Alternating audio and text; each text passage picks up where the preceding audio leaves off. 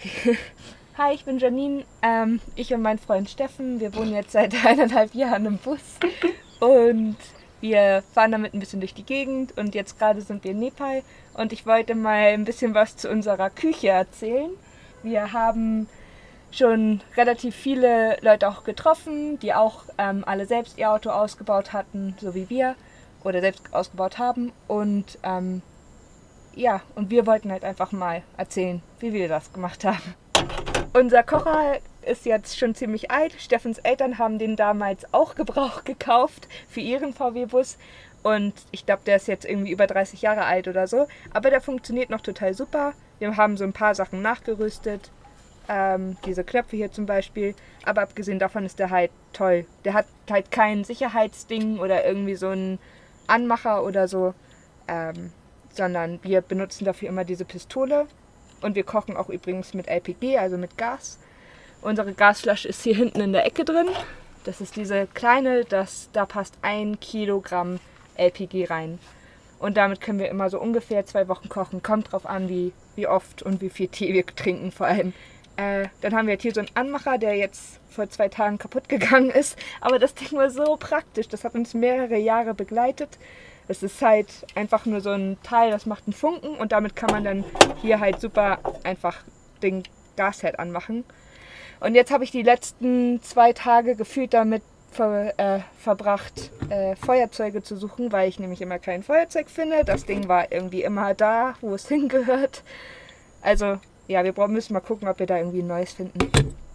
Ja, das ist unser Kocher. Dann haben wir hier so einen kleinen Windschutz, weil wir halt meistens immer draußen kochen. Steffen hat diesen Windschutz aus irgendwas gefunden, irgendwas gebaut, was er in Armenien gefunden hat auf der Straße. Aber es funktioniert voll gut und vor allem schützt es halt auch ein bisschen hier vor Fettspritzern und vor Hitze und so weiter, dass es halt nicht alles hier ans Auto rankommt oder an den Kühlschrank oder was wahrscheinlich am schlimmsten wäre, hier hinten an den Gasschlauch. Es wäre halt nicht so cool, wenn da mal irgendwie ein Loch sich reinbrennt oder so, während man kocht.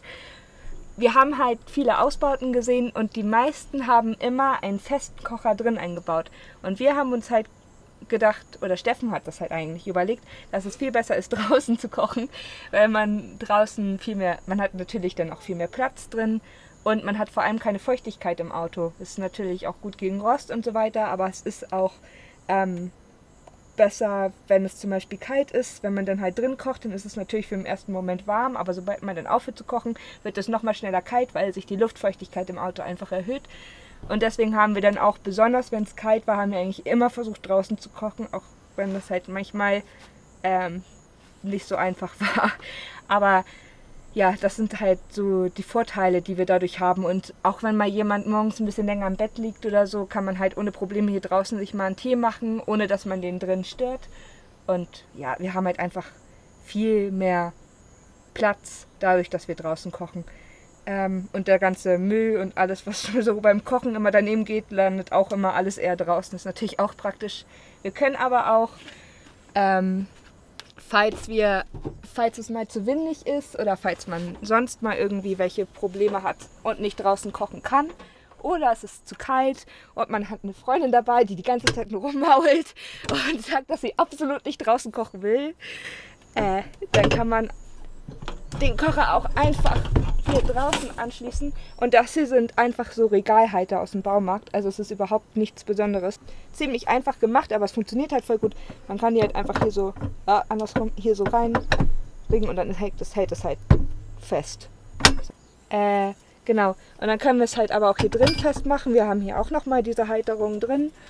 Und dann kann man auch, wenn es mal draußen nicht geht, dann kann man auch ohne Probleme hier drin kochen und haben trotzdem noch ein bisschen Platz, um Sachen zu schneiden und wir kommen noch an den Kühlschrank ran und so und das ist halt ganz praktisch. Und wir können aber auch, wenn wir mal ganz woanders kochen wollen, dann können wir auch einfach die Gasflasche hier nehmen und den Kocher und dann ist das halt komplett mobil. Also wir können damit überall hingehen. Wir könnten auch einen Gasgrill anschließen und so weiter. Haben wir jetzt aber nicht dabei. Und wenn wir den Kocher dann zusammenpacken, dann packen wir diese beiden Dinger hier einfach hinter den Kühlschrank. Da stecken die dann drin. Das kommt zusammengerollt.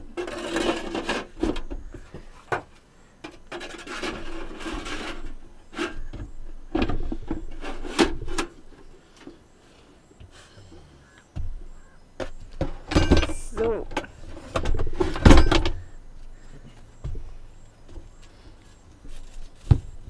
Tada!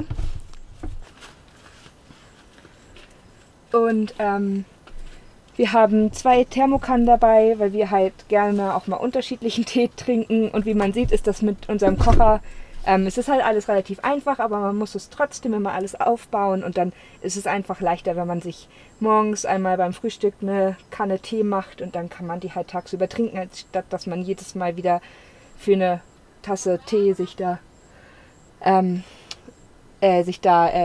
ganzen Kocher uns aufbauen muss. Soll ich mal zeigen? Mhm.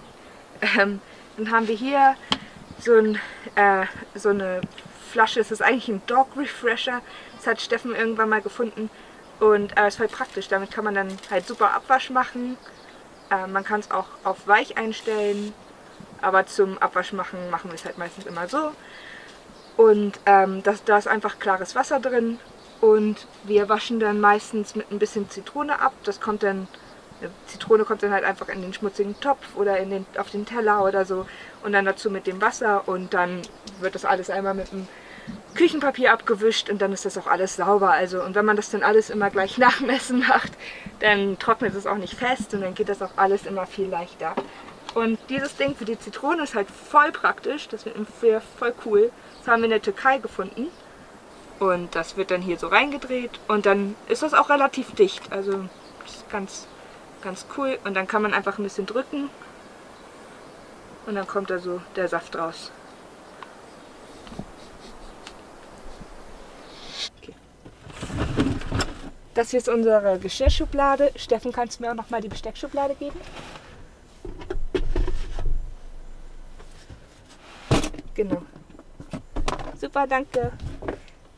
Genau, hier haben wir halt ein paar Messer drin.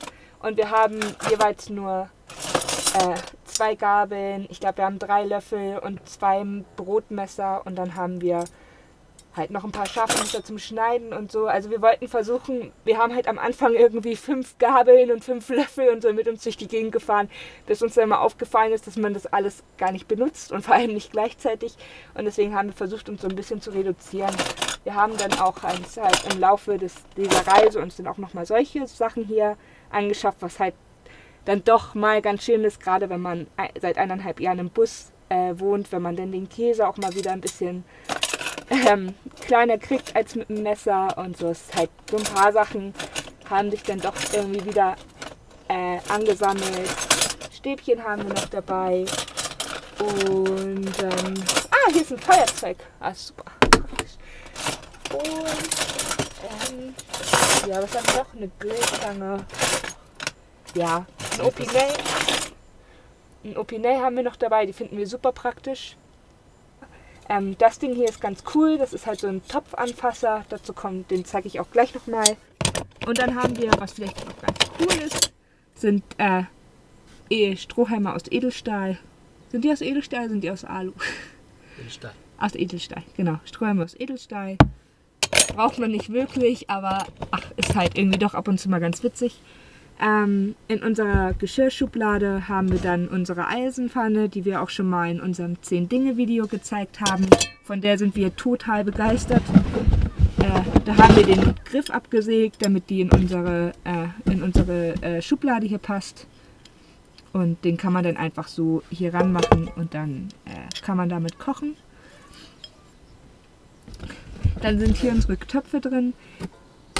Und zwar haben wir einmal einen Edelstahltopf, der ist halt für Soßen und Suppen und alles, was halt irgendwie so ein bisschen Geschmack hat. Und dann haben wir noch einmal das ist nur so ein, ich zeige gleich nochmal. Dann haben wir hier noch einmal einen Alutopf und da machen wir dann hauptsächlich auch immer heißes Wasser drin oder kochen da Nudeln drin. Aber wir versuchen den halt nicht für Tomatensoßen oder so zu benutzen, weil dann der Tee immer nach Tomatensoßen schmeckt. Also wir kochen halt auch mit diesem Topf unseren Tee und alles. Der hat so Rippeln hier unten dran, womit das Wasser dann ein bisschen schneller kochen soll und auch tut. Also es funktioniert halt richtig gut. Wir sind voll begeistert von dem Topf. Den haben wir auch schon mal in unserem 10-Dinge-Video gezeigt. So, kommt einmal hier zur Seite und dann, weil das halt ein beschichteter Alutopf ist, muss man damit halt immer sehr vorsichtig sein. Also immer nur mit Holz reingehen oder mit Kunststoff oder irgendwas. Und damit das halt alles nicht zerkratzt, gibt es dann extra so eine Plastikschüssel, die man da rein tun kann. Und dann haben wir den halt passend gemacht, dass dieser Topf da auch noch reinpasst. Und dann passt das halt alles so ganz gut rein. So sieht das dann alles am Ende aus. Und ansonsten haben wir halt einfach noch ein paar Teller, also 4 Stück. Wir hatten auch am Anfang viel mehr dabei, aber das braucht man halt alles einfach nicht. Das kriegt man irgendwie alles erst so im Laufe der Jahre mit, gut, okay, 1,5 Jahre, dass man halt das meiste dann irgendwie doch nicht benutzt. Wir haben jetzt auch insgesamt nur noch 4 Becher dabei, 2 Edelstahlbecher und dann noch 2 Plastikbecher. Und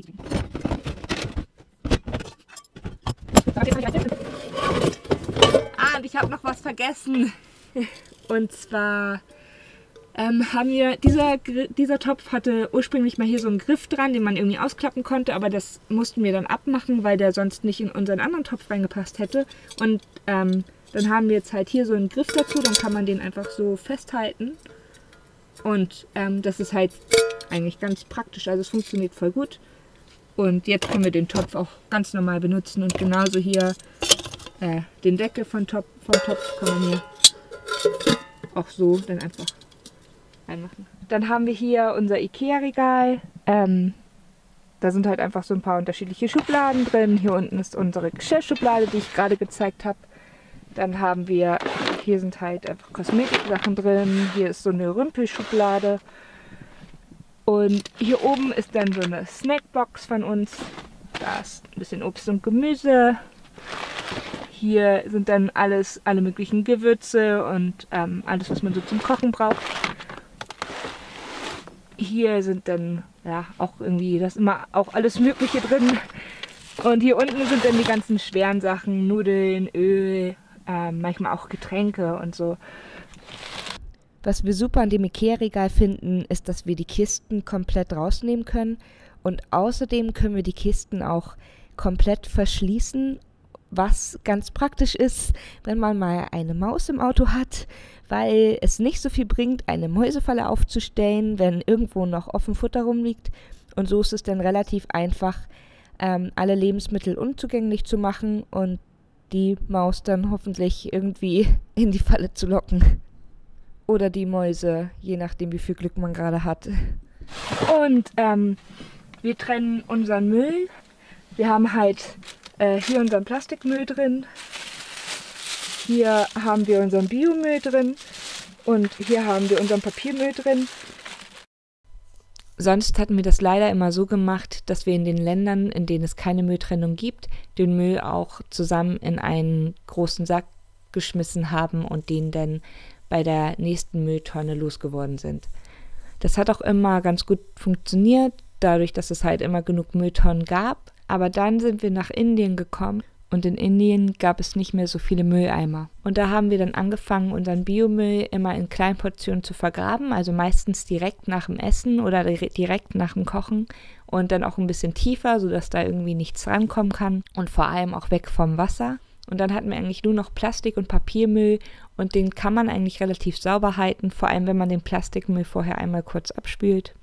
Und vor allem war es auch viel weniger Müll, als wir vorher hatten. Und dann war es auch nicht so schlimm, wenn wir den mal länger mit uns durch die Gegend fahren mussten. Und dann haben wir hier noch unseren Wasserfilter, das ist hier drin. Darüber machen wir auch nochmal ein genaues Video. Aber was ich jetzt einmal zeigen wollte, ist hier unser Wasserkanister. Das ist unser Hauptwasserkanister, der fasst 20 Liter. Und dann haben wir hier nochmal einen extra Wasserkanister mit 10 Litern. Wir hatten, als es so heiß war in Indien, auch 2 von diesen 10 Liter Wasserkanistern dabei. Also wir konnten insgesamt 40 Liter mitnehmen. Aber jetzt ist es nicht mehr ganz so heiß und wir haben mehr Wasserquellen. Deswegen reicht uns der. Und das Gute ist halt, dass wir mit dem Wasserfilter auch hier vorne einfach rangehen können zum Kochen oder hier hin. Und dann muss man nicht immer irgendwo hinkrabbeln, um dann seinen Topf mit Wasser, mit Nudelwasser aufzufüllen oder so. Also das ist ganz... Jetzt haben wir eigentlich alles soweit erwähnt, außer den Kühlschrank.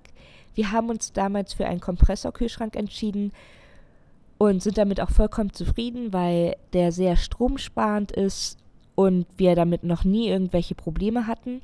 Außerdem haben wir eine Kühlbox, die man von oben aufmachen kann. Das ist natürlich ein bisschen chaotischer als in einem normalen Kühlschrank, aber dafür bleibt die Kälte eher drin, jedes Mal, wenn man den Kühlschrank aufmacht. Und wir müssen nicht so eine Angst haben, dass doch mal der Kühlschrank irgendwie von alleine aufgeht beim Fahren und dann plötzlich im Auto alle möglichen Getränke und so weiter verteilt sind. Außerdem haben wir den Kühlschrank direkt vor der Tür platziert, damit die Abwärme vom Kühlschrank direkt rausgehen kann und dann nicht auch noch zusätzlich das Auto so aufheizt. So, und diese Schubladen hier, die sind auch von Ikea, die wir vorhin schon gezeigt haben. Wir haben da 2 Schubladen drin.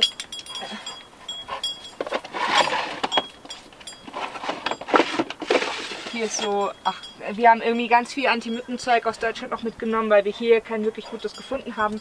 Und dann haben wir uns das irgendwie immer zuschicken lassen und mitbringen lassen und so. Und jetzt haben wir so eine ganze Kiste voller Anti-Mücken-Zeug. Aber ja, diese Schienen hier unten, das sind einfach so Aluscheiben, die halt Steffen hier einfach reingebaut hat, und dann kann man die Kisten hier halt einfach super drunter tun. Und den Tisch kann man auch ein- und ausfahren und ja, das ist halt ganz gut, dann ist das alles drin und dann kann man die Tür zumachen und losfahren. Das war unsere Küche. Danke fürs Zuschauen. Jetzt kannst du vielleicht auch mal ein bisschen näher rankommen. Nicht so nah.